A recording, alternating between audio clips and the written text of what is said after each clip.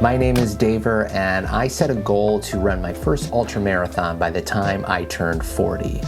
Now, for a better part of the year, I've been documenting my journey, and I've brought a camera along the way. This series is going to highlight each month of training up until my first ultramarathon.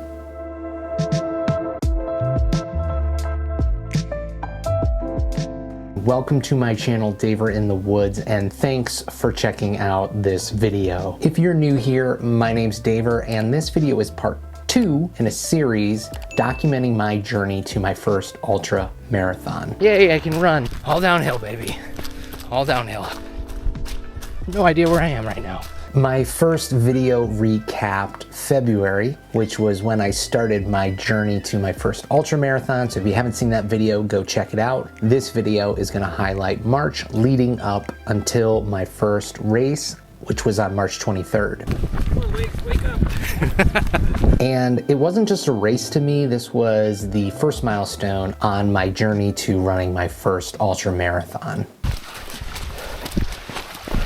Whew. Saving my legs. This might be it for me. Now, the race was scheduled for March 23rd, which meant I only had a few more weeks to get ready and make sure I was prepared for this race.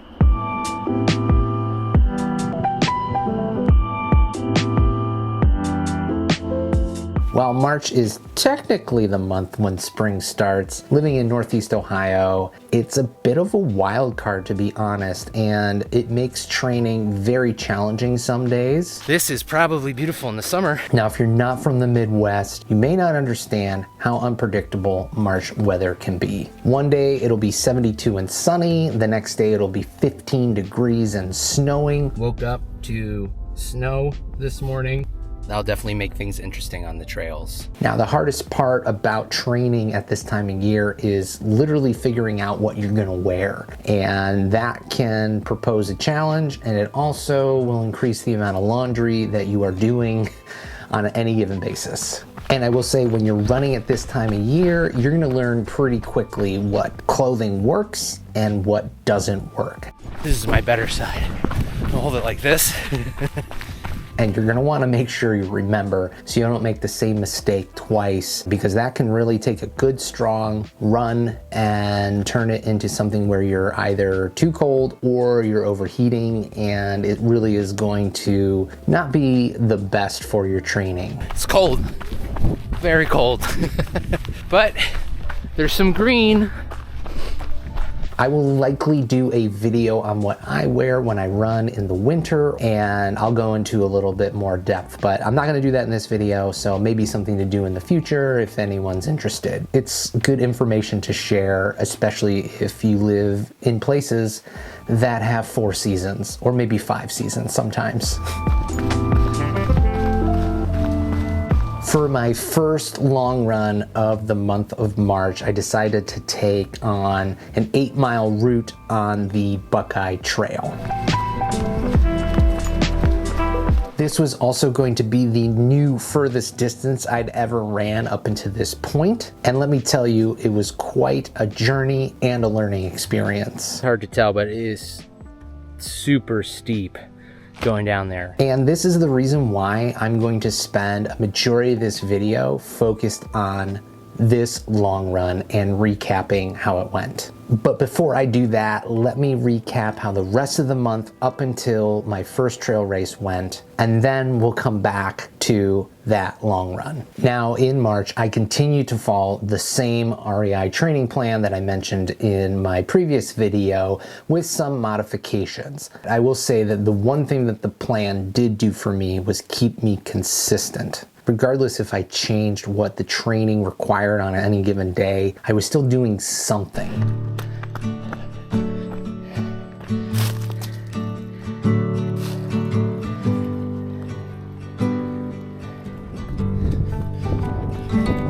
And in just the first week, I went from cold, snowy, muddy to 4 miles in beautiful, sunny, 72-degree weather. And it was actually a delight, to be honest.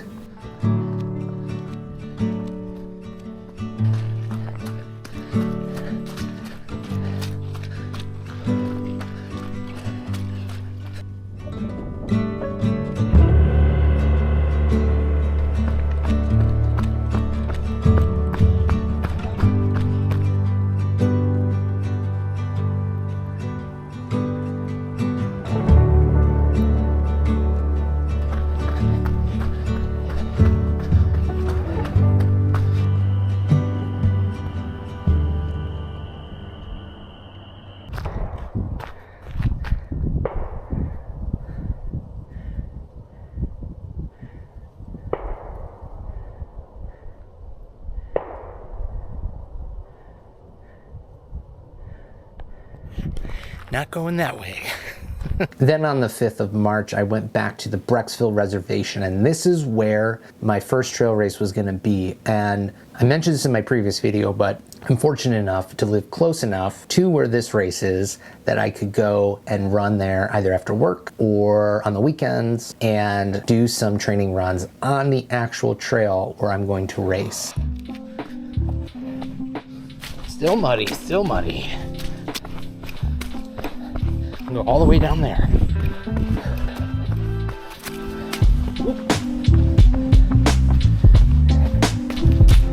I went out a little too hard. My legs are cramping up. I was doing pretty good. And a mile and a half in, my legs just started cramping. I thought it was gonna be my best run yet. All right, I need to take a sit down. My legs completely cramped up. Had to sit down for like 2 minutes and do some stretching, and I feel good. But my heart rate's up a little bit, so I'm just trying to get it down. So let's keep going. God damn it, I got a rock on my shoe. Temperature's perfect, by the way. It's like 52 degrees. Be careful of my footing. Not in the race yet. Want to make it to the race. Don't want to fall. Easy peasy. And over there, I'm gonna go all the way up.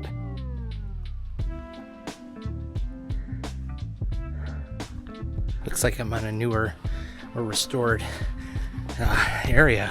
Very, very nice. I've never ran on this trail. Run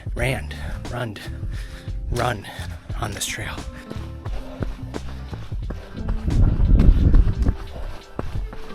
New bridge. Look at that. It's a Butte, Clark.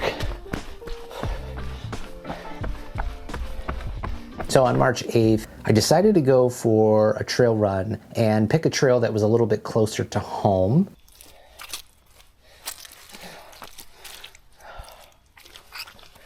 Oh, there's like no grip. Most of my trail runs at this point are all in the mud. However, this trail was so muddy that I could not get a good footing. Oh. This is fun. Love it. Man, all this rain and warm weather, it's nice, but not on the trails. And I called it after about a mile, almost a mile and a half, because I didn't feel like I was getting anything out of it. And sometimes you have to do that. I couldn't even get traction moving forward, and I just kept slipping, and I was really worried about rolling my ankle. There was no way I was gonna risk it only a few weeks away from my first race, which was the first step in my journey to running my first ultramarathon in the year. Didn't want to start off on the wrong foot, pun intended.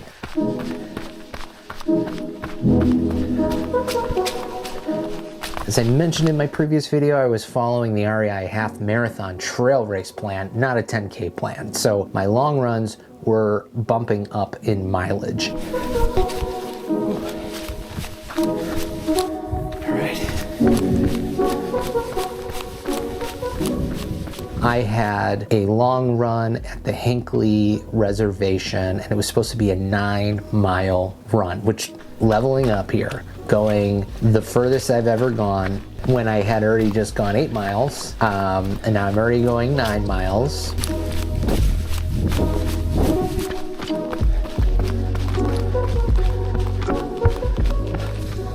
And I'll hit the bridle trail and run that the rest of the way. Seems to be a little bit in better shape. Now I'm moving. Much better on the bridle trail.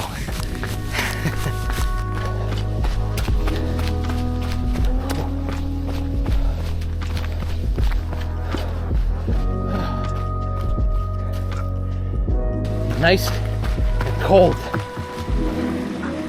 Oh. And there was no one out. It was just me and the trail.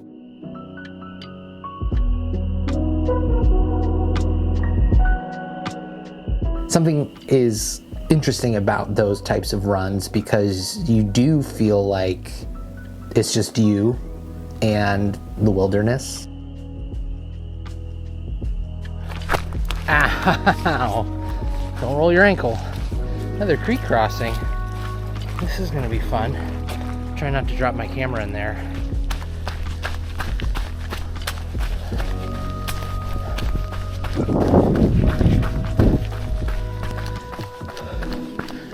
Up the hill.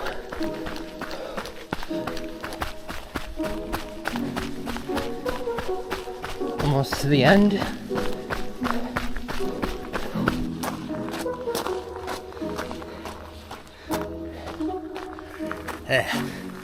Feeling it. I think this might be the end of the trail up here.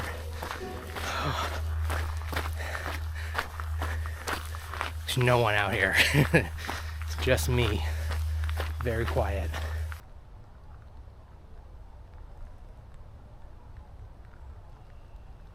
Here we go. End of the trail. Now it's time for a snack. Until I go back all the way. Got a nice little rock here. Sit on. Pretty awesome. So after that 9-mile run, as I just keep bumping up the distance, my recovery time was longer. So I took a couple days off, and then I eased back into my training with some strength training and some shorter runs.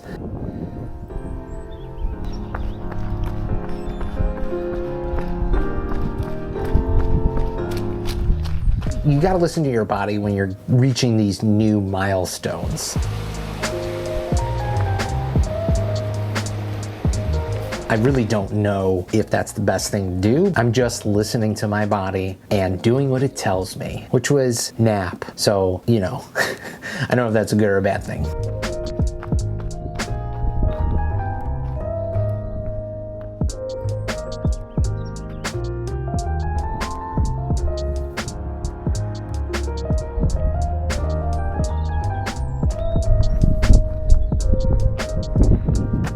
And if your body is not recovered properly, you're probably gonna get sick easier. So that was another thing that I wanted to be mindful of. So if I was feeling run down, I tried not to push it or even skip a workout or a run, and just rest and recover to make sure that I was healthy.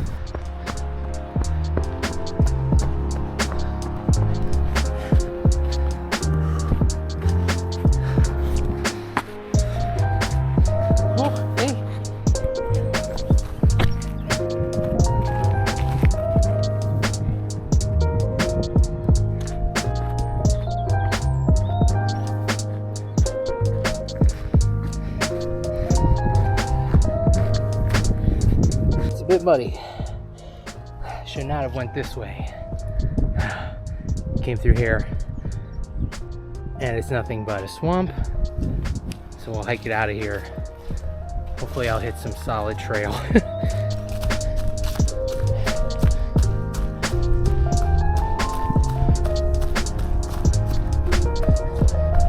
Ooh, trail marker.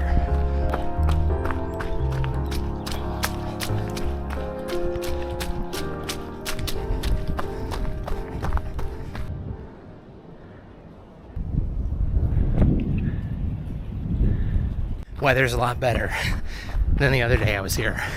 It's about 70 right now. Still super muddy, but I'll take it. Ooh, I get to wash my shoes off. Oh, nice. Oh yeah.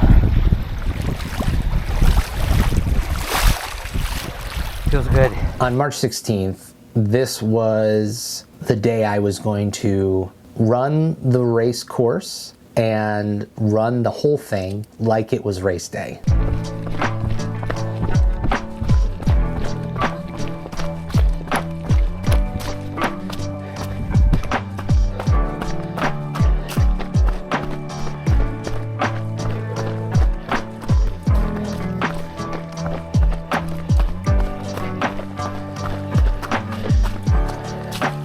The trails have dried up a lot, which is really good. I'm actually surprised how much they dried up in the last 2 weeks. We'll see about this week. I think it's gonna snow and rain. So, but right now I'm enjoying it. Spoke too soon.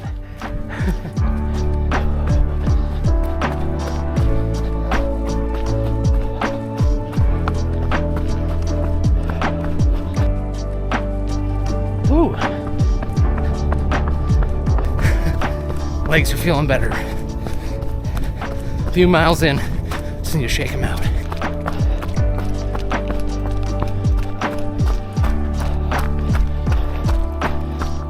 I felt really good, and I'm very glad that I did this because it prepared me for the entire course.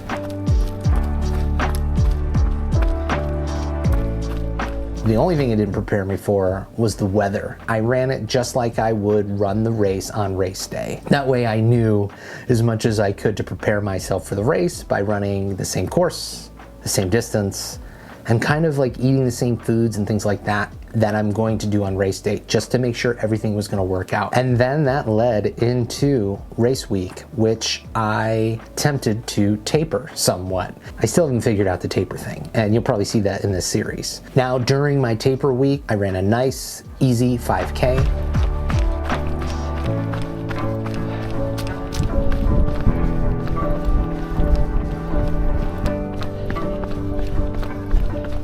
And then finally, the day before the race, I ran like a 2.2 mile run, just an easy run, just to shake out any nerves.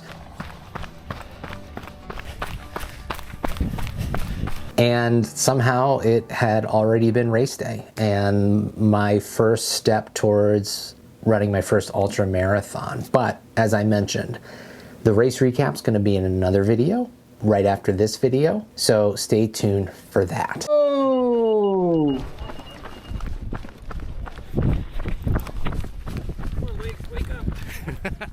Now, let's get back to the first long run of the month, which was on the Buckeye Trail.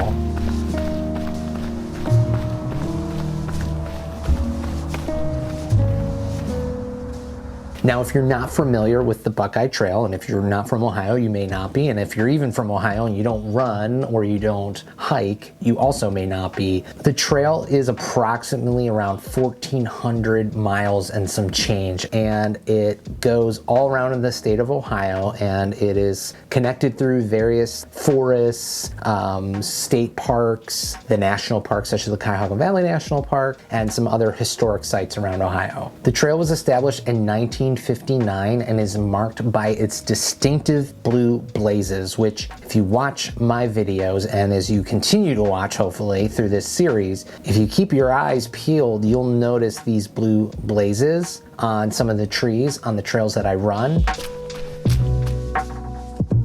I'm lucky enough to have a lot of trails around me, and some of those trails are part of the Buckeye Trail. The trail is maintained by the Buckeye Trail Association, which organizes events and conservation efforts related to the trail. And I can't tell you how lucky I am to practically have this trail in my backyard. I'll put a link to the Buckeye Trail Association in the description of this video so you can learn more and check them out. Now back to my trail run on the Buckeye Trail. Definitely feeling it. Holy shit. Now, on the day of this long run, the weather was above freezing, which is nice in one regard, but it also means that the trails aren't frozen, which also means mud. Look at that. Yummy. I will say this. When I showed up to the trailhead, or to the parking lot by the trailhead, I noticed there were several other runners coming off of the trail, and they were just covered in mud. Yay, I can run.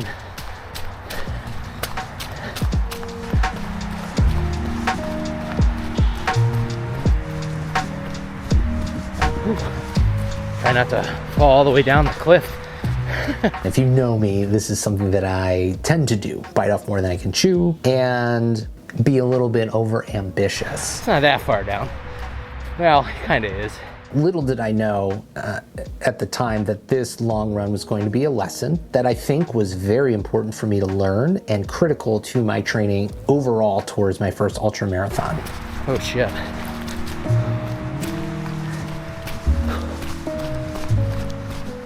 The trails were so muddy that just added a whole new complexity and challenge. Some very steep stairs. Definitely got to pay attention. That climb up the mudslide killed my back.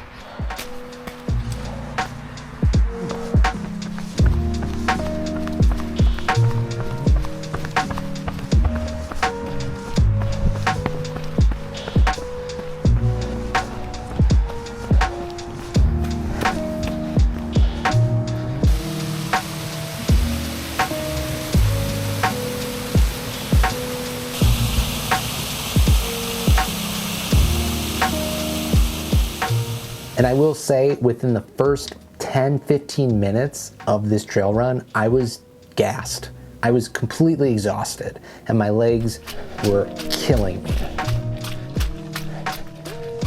Oh, my calves are feeling this. Whew.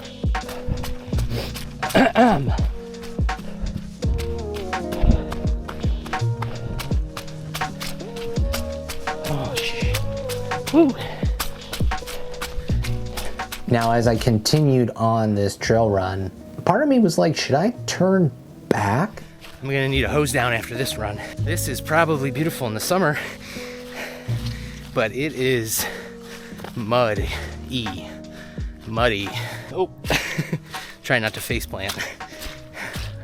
That's how Luke felt when he got to Dagobah to see Yoda. That I master, you see. Even though it sucked, I decided to push through it and keep going.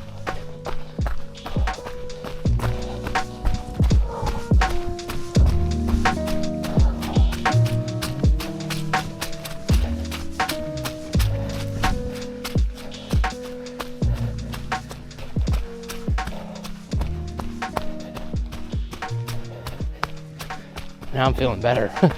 Going downhill. Oh, it smells amazing. I smell all the pine. Ugh. Oh man, look at this. The trail's up here. And my boots or my shoes cleaned off. Oh. Ooh, that's some cold water.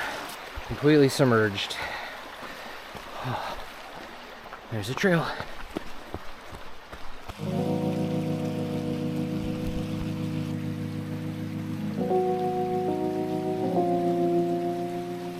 As I continued through, it didn't get much better. Heart rate is just through the roof on that last climb. But I will say I'm glad that I had my Salomon Thundercrosses on. They were definitely put through the ringer on this long run. Well, definitely put my new Salomon Thundercrosses to the test. And I have to say, they are holding up way better than I ever thought they would. So far, my favorite trail shoes, especially for this shit that I'm hiking through today. These things, so far, are answering the call, especially in the Cuyahoga Valley. Look at these. Look at these things. I wasn't sure if I should just turn back, go the other way at a certain point, or continue to go forward.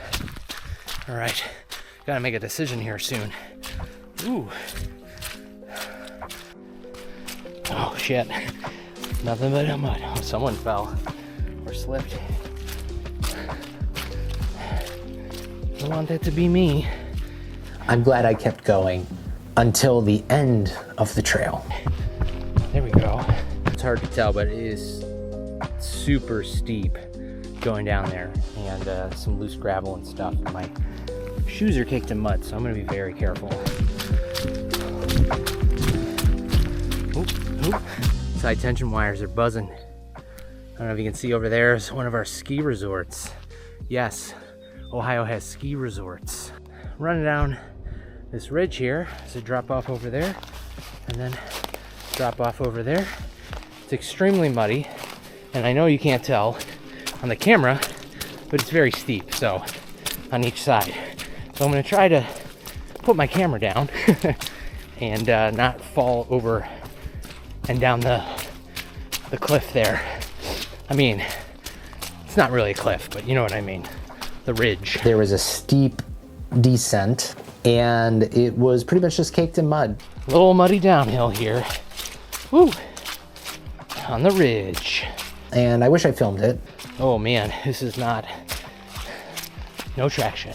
At the very top, my legs went out from underneath me, and I slid down probably like 5 or 6 feet on my ass and just completely covered in mud. And I know people pay for that at spas. I don't know why you would. I don't recommend it. This long run was something I think I needed. For me, it was up to that point the most challenging trail run that I had had, and not everything went right. This trail punched me in the face and threw me down the side of a muddy hill, and luckily I made it out without injury, and I learned a lot.